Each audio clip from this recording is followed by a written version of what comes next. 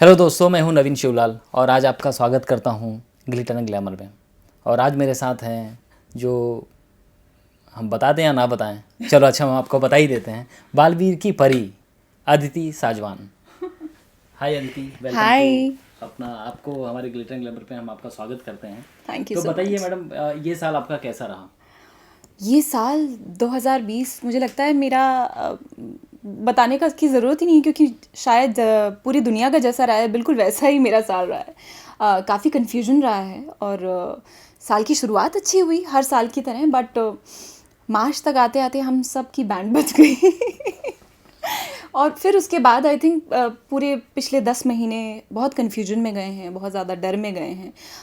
मैंने जब भी मीडिया से बात भी किया तो मैंने यही बताया कि मुझे लगता है कि हम लोगों के लिए ये, हम सेलिब्रिटीज़ के लिए ये साल इतना बुरा नहीं रहा। हम परेशान हुए हैं बहुत ज़्यादा, टेंशन या बहुत स्ट्रेस रहा होगा क्योंकि हम घरों में अपने बंद थे। लेकिन ऐसे बहुत सारे लोग हैं जिनका ये साल हमसे बहुत ज़्यादा बुरा गया है। तो जब मैं अगर मैं अपनी पीड़ा बताने लगूंगी तो मुझे लगेगा कि मैं गलत कर रही हूँ, क्योंकि it's been an okay year. और मुझे लगता है कि आने वाला जो साल है वो इससे तो कहीं बेहतर होगा। लॉकडाउन का 2 दिन कैसा था आपका? अच्छा। सिर्फ 2 दिन में आपने मतलब जो सबसे ज़्यादा कष्टदायक हो। अगेन मुझे लगता है कि जितने भी, जब लॉकडाउन शुरू हुआ था ना, तो जिस दिन अनाउंसमेंट हुआ है लॉकडाउन की शुरुआत का, उससे पहले 2 दिन हम लोगों ने सबने कैंडल्स जलाई थी। एक दिन हम थालियां बजा रहे थे। तो वो सब मैंने अपनी सोसाइटी में भी देखा है, and it happened through out the industry, through out the nation. तो वो हमने भी किया। और जिस दिन लॉकडाउन हुआ है आई थिंक मैं नीचे गई हूँ, भागी हूँ, and I was looking out for groceries, क्योंकि I am such a person कि मैं बहुत ज़्यादा ग्रोसरीज, मुझे ना स्टोर करना अच्छा लगता है। बट उस टाइम पे इतना पैनिक था और इतना सब लोग डरे हुए थे कि मैं नीचे भाग रही हूँ और सारी की सारी गाड़ियाँ इन द होल विसिनिटी में गाड़ियाँ चल रही थी और लोग भाग रहे थे इधर उधर, because they wanted to fill their groceries. उनको आटा खरीदना था, तो दाल खरीदनी थी, तो चीनी खरीदनी थी। तो वो मंज़र मैंने देखा है विच इज़ वेरी डिफरेंट। और उसके साथ साथ मैंने उसके बाद का जो टाइम देखा है, I think not just one day, कभी कभी मैं रात में ना लॉन्ग ड्राइव पे निकलती थी पूरा मास्क वास्क लगा के, एंड आई यूज्ड टू सी मुंबई को मैंने इतना शांत, इतना सुनसान मैंने कभी नहीं देखा है इतने सालों में, जब से मैं यहाँ मुंबई में रह रही हूँ, काम कर रही हूँ।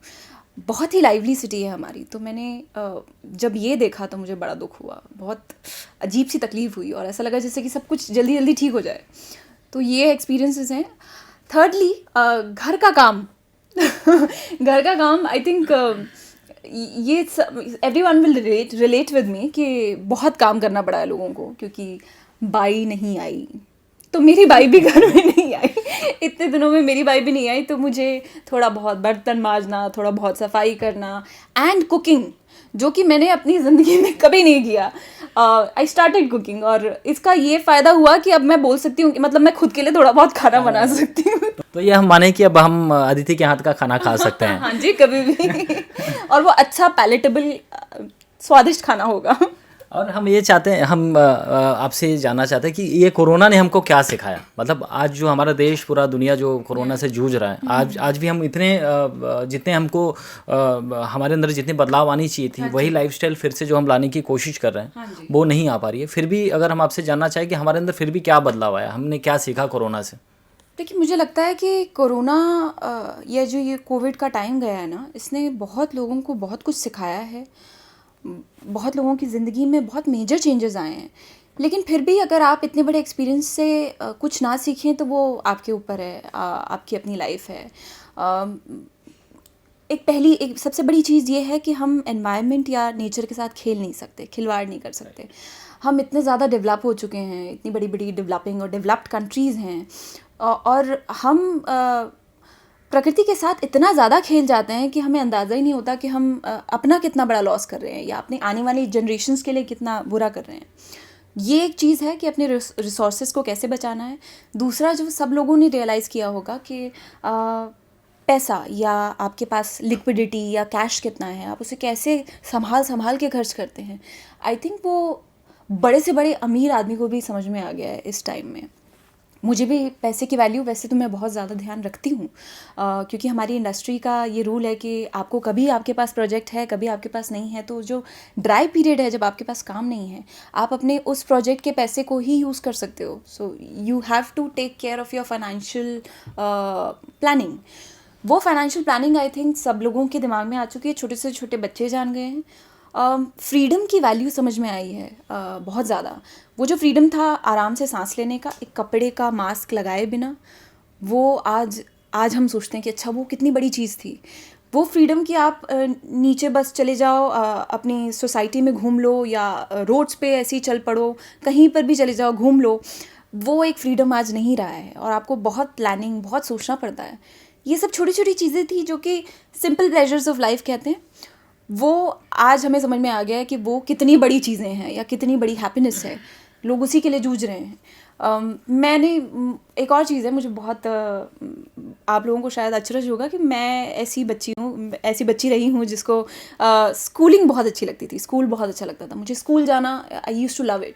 मुझे लगता है कि अब जितने भी बच्चे हैं ना दुनिया के, उनको स्कूल जाना बहुत अच्छा लगता होगा, because they have not got to go to the schools. उनके स्कूल बंद रहे हैं और घर में रहे हैं, वो लोग बंद रहे हैं, कुछ खेलना नहीं हुआ है. तो I think every society, every country has realised कि ये जो फ्रीडम ऑफ मूवमेंट है and freedom to live freely, वो उसकी क्या वैल्यू है, लाइफ की क्या वैल्यू है, आपकी फैमिली की क्या वैल्यू है, आपके फ्रेंड्स, रिलेटिव्स, जितने लोगों से आप सराउंड होते हैं, और health, basic major important thing in the world. और आपके लिए आई थिंक आजकल की लाइफ में सक्सेस, वेल्थ सबसे ज़्यादा ज़रूरी आपकी हेल्थ है. क्योंकि आपकी हेल्थ ही नहीं है तो आप कोविड का शिकार हो गए, आप कभी भी यू कैन गो, और आप उस वेल्थ का क्या करेंगे, या आपने जो अचीवमेंट्स किए हैं उनका क्या करेंगे. तो सबसे ज़रूरी है कि आपकी जान रहे. जान है तो जहान है. तो अदिति से हम जानना चाहेंगे कि जब अनलॉक फर्स्ट लागू हुआ, लॉकडाउन ख़त्म हुआ, तो अदिति ने सबसे पहले क्या किया? मैंने एक्चुअली जब अनलॉक शुरू हुआ तो मैंने अपने प्रोजेक्ट्स के लिए फिर से बातें करना शुरू कर दी थी. और लकीली मेरा एक प्रोजेक्ट भी शुरू हुआ, अकबर का बल Birbal, where I was playing Jodha Bai. तो इतना प्यारा प्रोग्राम था वो. कुछ ही टाइम के लिए चला और हॉटस्टार पे आप अभी भी देख सकते हैं. तो वो इतना मज़ेदार प्रोजेक्ट था और बहुत ही डिफरेंट कैरेक्टर था मेरे लिए, तो मुझे वो करने को मिला. और बहुत दिनों, तकरीबन 3-4 महीनों, 5-6 महीनों के बाद मैं शायद घर से बाहर गई होंगी, और फिर रोज़ गई हूँ अपनी शूटिंग के लिए.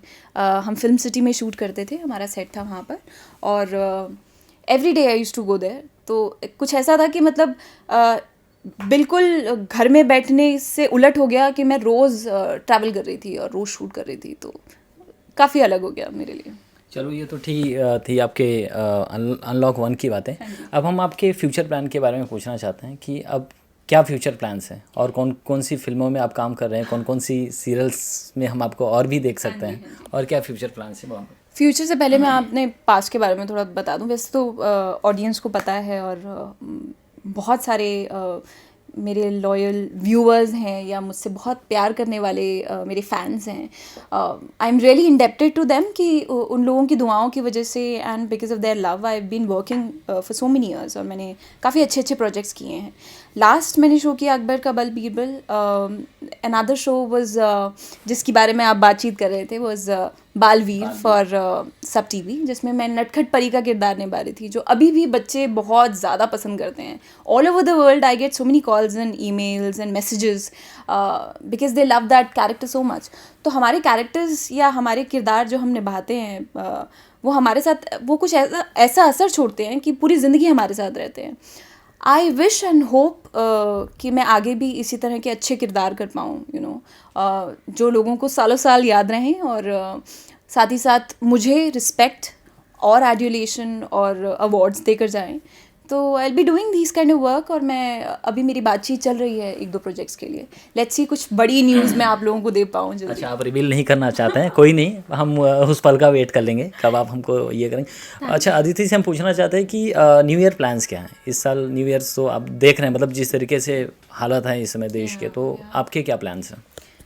मुझे लगता है न्यू ईयर प्लान ना सबके बहुत ख़राब हो गए हैं, क्योंकि वैसे तो लोग बहुत खुश हैं कि 2020 ख़त्म हो गया है, लेकिन अभी भी बहुत ज़्यादा रिस्ट्रिक्शंस हैं। हमारे मुंबई में ही ले लीजिए, कर्फ्यू चल रहा है, तो रात में तो आप कोई पार्टी कर नहीं सकते, करेंगे तो आपको 10 साढ़े 10 बजे घर वापस आ जाना होगा। I am not that much a party person. मुझे अपने लोग, अपने कुछ फ्रेंड्स या थोड़े फैमिली मेम्बर्स, या अगर मैं कोई शो कर रही हूँ या कोई प्रोजेक्ट कर रही हूँ, उसमें जो लोग होते हैं ना, उनके साथ कोई सेलिब्रेशन करना ज़्यादा पसंद आता है। तो मैं ऐसे ही तैयार व्यार होकर कहीं भी पार्टी करने नहीं जाती, किसी पब में नहीं जाती। यूजुअली मैं कोई एक छोटा ग्रुप दोस्तों का, मैं उन्हीं के साथ सेलिब्रेट करती हूँ। तो इस बार भी ऐसे ही कुछ प्लान है। इनफैक्ट मेरा लकीली इस बार प्लान होना नहीं था, बट किन्हीं कारणों से मेरा कोई प्रोजेक्ट भी है जिसकी वजह से मुझे आउट ऑफ मुंबई जाना है, and I will be celebrating my new year Mumbai से बाहर। तो वो एक न्यू ईयर प्लान हो जाएगा मेरे लिए। ओके। अदिति के दर्शकों की एक शिकायत है कि वो कहीं स्पॉटेड नहीं होती कहीं। हाँ, मतलब वो ढूंढते हैं कि कहीं हम उनको पब में मिले या फिर कहीं किसी रेस्टोरेंट के सामने हम पकड़े, तो इसकी करनी पड़ेगी। तो ये दर्शक कब आपको देख पाएंगे, कहीं हम आपको स्पॉटेड करें, कहीं पेपराजी में कब हम पकड़ेंगे आपको? मैं ना बहुत अच्छे वाले मास्क लगाती हूँ, and I am able to conceal myself properly. मुझे ना ये इस तरह से ना जासूसी की तरह छुपा के अपने आप को जाना आता है। दूसरा, we have a very good option now कि सब एक्टर्स और सेलिब्रिटीज़ मास्क लगा कर घूम सकते हैं। तो may be that's why, because I go out, मैं बहुत बाहर जाती हूँ, लेकिन मैं छुपा लेती हूँ अपने आप को। ठीक है, तो ऐसे ही चटपटी खबरों को देखने के लिए आप देखते रहिए glitter and glamour. Cameraman Surendra Kosiyari के साथ मैं नवीन शिवलाल, मुंबई।